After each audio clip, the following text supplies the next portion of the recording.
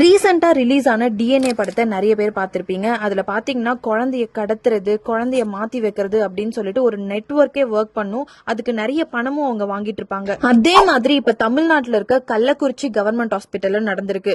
அதாவது சரவணன் திவ்யா அப்படிங்கிற கப்பிள்ஸ்க்கு ஒரு ஆண் குழந்தை பிறந்திருக்கு. மெட்டர்னிட்டி வார்டுல குழந்தைய வச்சிட்டு இருந்திருக்காங்க. அன்னைக்கு ஃபுல்லா ஒரு லேடி வந்து அந்த மெட்டர்னிட்டி வார்டுல சுத்திக்கிட்டே இருந்திருக்காங்க. எல்லாருக்குமே ஒரு டவுட் இருந்திருக்கு, யார் இவங்க அப்படின்ற மாதிரி. பிகாஸ் அந்த லேடிக்கும் அங்க இருக்கிற யாருக்குமே எந்த சம்பந்தமே இல்ல, யாரோட ரிலேட்டிவுமே கிடையாது. சடனா பாத்தீங்கன்னா ஈவினிங் டைம்ல திவ்யா அந்த குழந்தைய விட்டு கொஞ்சம் நகர்ந்தோடனே குழந்தைய எடுத்து தூக்கிட்டு ஓடி இருக்காங்க. அண்ட் இதை கவனிச்ச நர்ஸ் அண்ட் அதுக்கப்புறம் அங்க இருந்த ரிலேட்டிவ்ஸ் எல்லாருமே அந்த லேடிய பிடிச்சி செம்ம அடி அடிச்சிருக்காங்க. அண்ட் அதுக்கப்புறம் போலீஸ் கிட்ட ஒப்படைச்சிருக்காங்க. அண்ட் இப்ப போலீஸ்மே விசாரிச்சிட்டு இருக்காங்க, இந்த குழந்தை கடத்தலுக்கு பின்னாடி பெரிய நெட்வொர்க் இருக்குமா அப்படிங்கிற மாதிரி. ஏன்னா நீங்க டிஎன்ஏ மூவியை பார்த்தாலே தெரியும், நிறைய குழந்தைங்களை கடத்துறது, நரபலி கொடுக்கறது அண்ட் மத்த குழந்தைங்களை மாத்தி வைக்கிறது அப்படின்ற நிறைய நெட்வொர்க்கே ஒர்க் ஆயிட்டு இருக்கு. கவர்மெண்ட் ஹாஸ்பிட்டல்ஸ்ல மட்டும் இப்படி நடக்கல, இப்போலாம் பிரைவேட் ஹாஸ்பிட்டல்ஸ்ல இந்த மாதிரி இல்லீகலான விஷயங்கள்லாம் நடக்குது. சோ மெட்டர்னிட்டி வார்டுல இருக்க எல்லாருமே கொஞ்சம் சேஃபா இருக்கணும் அப்படிங்கிறது ஒரு அலர்ட் கொடுக்கறது தான் இந்த நியூஸ். அண்ட் இந்த மாதிரி நிறைய இன்ஃபர்மேட்டிவான நியூஸ்க்கு என்னோட சேனலை சப்ஸ்கிரைப் பண்ணிக்கோங்க.